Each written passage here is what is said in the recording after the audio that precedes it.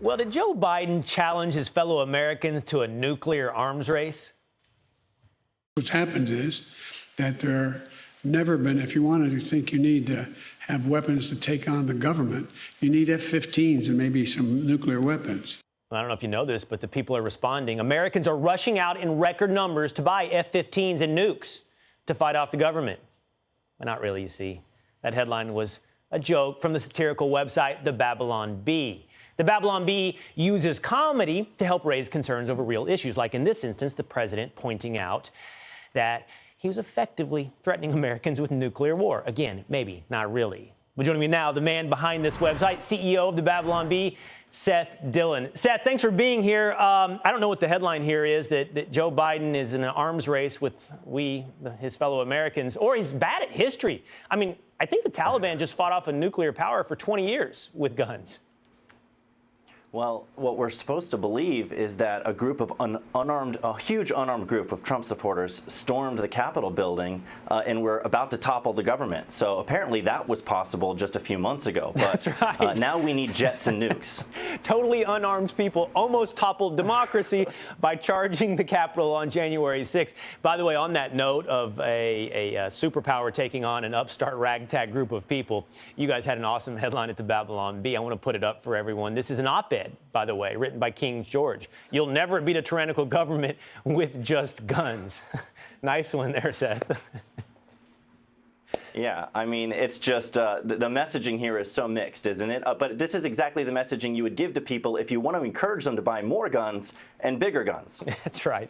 I understand also there at the Babylon Bee, and I do want to get to a serious issue, or a little more serious issue with you in just a moment, but I understand you have a new documentary out as well. You've found the latest trend in trans sports. It's motorcyclists who identify as bikelists. Watch. I had always known that something about me was different. There was something wrong. After a lot of thought and reflection, I finally realized that my life as a motorcyclist was a lie. I was a bicyclist. Joining the race is Norm Hiccup. Wait, I thought he raced motorcycles. I never felt better. Free to be my true self. Live my truth. Just be me. Seth, I don't know if the culture has moved your way or you just hired all the talent away, but somehow you are in a better position than any other comedic organization right now to point out the absurdity of our culture. Well, this is the thing. In this case, we're speaking truth to power. This stuff is coming from the top down. These are the most powerful people in government, in corporations. This progressive ideology and these progressive values are being imposed on us all the way from the top. So we see this as speaking truth to power. But a lot of people are suggesting that these jokes are punching down, and I have a hard time grappling with that and understanding exactly what they mean by that. That's one of the new lines of attacks against us. At first it was we're spreading misinformation. Now we're punching down at people that we shouldn't be attacking. But that's just a way of them protecting their sacred cows. And I honestly think it's pretty condescending to suggest that you shouldn't joke about certain people because they're beneath you. Yeah, in fact, I think the New York Times had to have you, or tried to have you, pushed off of Facebook and other places under the guise of misinformation. You at the Babylon Bee sued. You were quickly reinstated because you are satire, you are comedy. Hey, one last point out of personal curiosity, Seth. So a few years ago, people said conservatives couldn't be funny. There was no source of conservative humor. And maybe to some extent they were right. There wasn't a real cultural pocket for that.